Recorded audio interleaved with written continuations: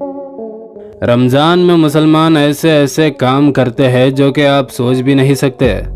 अगर आप नहीं जानते कि रमज़ान में मुसलमान सहरी में और रोज़ा खोलते समय क्या खाते हैं, रोज़े के दौरान शारीरिक संपर्क बनाने के बारे में क्या कहा गया है, वो कौन लोग हैं जिनको रमज़ान में जंजीरों में बांध कर रखा जाता है, रोज़ा ना रखने की छूट किन लोगों को है, रोज़ा ना रखने वालों को क्या सज़ा दी जाती है, इन सवालों के जवाब जानने के लिए वीडियो के अंत तक हमारे साथ बने रहिए, क्योंकि इन बातों को जानने के बाद आप मुसलमानों को अच्छी तरह समझ सकेंगे। सबसे पहले आपको बता दूं कि रमज़ान का महीना मुसलमानों के लिए सबसे पवित्र महीना माना जाता है। इस मुस्लिम त्यौहार की तारीख चांद दिखने पर ही तय की जाती है। यही वजह है कि इसे हर जगह अलग अलग तारीख पर मनाया जाता है। रमज़ान मुस्लिम कैलेंडर का 9वां महीना माना जाता है। आपको बता दूं कि इसी महीने में अल्लाह के रसूल सल्लल्लाहु अलैहि वसल्लम पर कुरान की पहली आयत नाजिल हुई थी। अरबी में रमज़ान को रमदान कहा जाता है और इस पूरे महीने में मुसलमान रोज़े रखते हैं। रमज़ान के महीने में रोज़े के दौरान मुस्लिम समुदाय दिन भर में भूखा प्यासा रहकर इबादत करते हैं और इस दौरान तमाम बुरी आदतों जैसे सिगरेट तंबाकू का इस्तेमाल नहीं करते हैं। रोज़े के अलावा मुसलमानों को इस पूरे महीने अपने विचारों में शुद्धता, पाकीज़गी रखना और अपनी बातों से किसी को नुकसान न पहुंचाना ज़रूरी होता है। इस महीने की 27वीं शब को पूरी रात जाग कर इबादत की जाती है, नमाजें पढ़ी जाती है। रमज़ान को मनाने का मकसद खुद को अल्लाह के करीब लाना है और तकवा हासिल करना है। रोज़ा रखना इस्लाम के 5 बुनियादी उसूलों में से एक है। मुसलमानों के जीवन में इन 5 सिद्धांतों का पालन करना बेहद ज़रूरी माना जाता है। रोज़े के अलावा इस्लाम के बाकी 4 सिद्धांतों में सबसे पहला है नमाज और दूसरा ज़कात। मुस्लिम समुदाय में अपनी आमदनी से पूरे साल में जो बचत होती है उसका 2.5% हिस्सा किसी गरीब या ज़रूरतमंद को दिया जाता है, जिसे ज़कात कहते हैं। यानी अगर किसी मुसलमान के पास तमाम खर्च करने के बाद 100 रुपये बचते हैं तो उसमें 2.5 रुपये किसी गरीब को देना ज़रूरी होता है। अब ज़रा सोचिए कि जिसके पास 100 करोड़ रुपए हो तो उसका 2.5% कितना होगा। तीसरा है शहादा, यानी अल्लाह और उसके रसूल पर ईमान रखना और चौथा मक्का की हज यात्रा। किसी भी मुसलमान के जीवन में इन 5 सिद्धांतों का पालन करना बेहद ज़रूरी माना जाता है।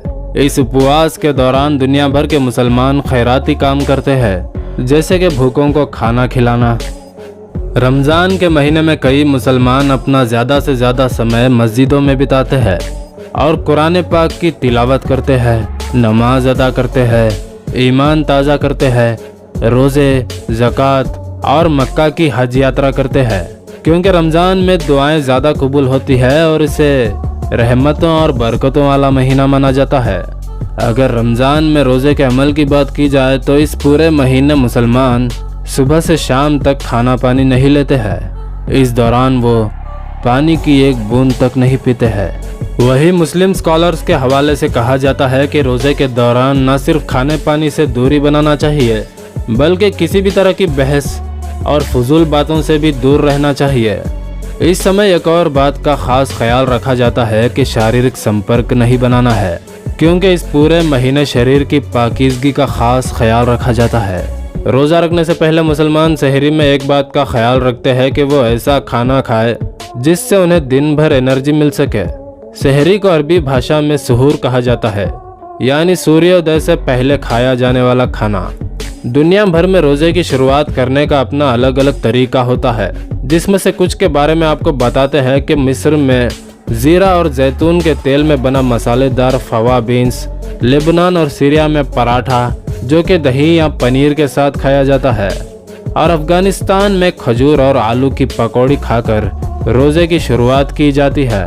यूरोप के उत्तरी हिस्सों में भीषण गर्मी होती है, जिसकी वजह से यहाँ सूरज कई हफ्तों तक डूबता या उगता नहीं है, तो वहाँ के मुसलमान सऊदी अरब या फिर किसी आसपास के मुस्लिम देशों में दिन की रोशनी को देखकर रमज़ान की शुरुआत करते हैं।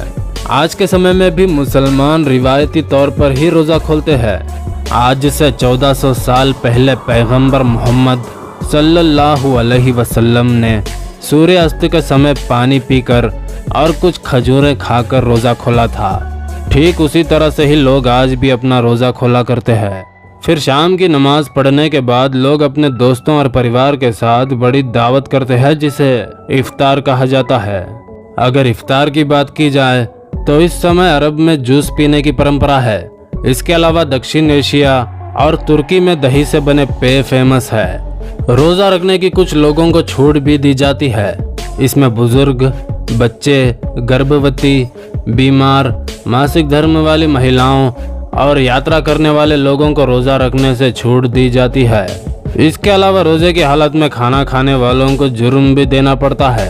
यूएई और सऊदी अरब जैसे कुछ मिडिल ईस्ट देशों में रमज़ान के मुबारक महीने में दिन के वक्त सरेआम खाना खाने वालों को दंड के रूप में हर्जाना भी देना पड़ता है। रमज़ान के दौरान काम की टाइमिंग्स में भी कमी की जाती है।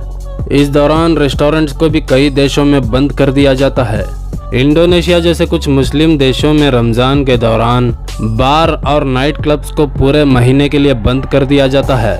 हदीसों में आता है कि रमज़ान के महीने में अल्लाह की रहमत और जन्नतों के दरवाजे खोल दिए जाते हैं और जहन्नम के दरवाजे बंद कर दिए जाते हैं, जिसकी वजह से इस महीने में गुनहगारों यहाँ तक कि काफिरों की कब्रों पर भी दोज़ख की गर्मी नहीं पहुँचती।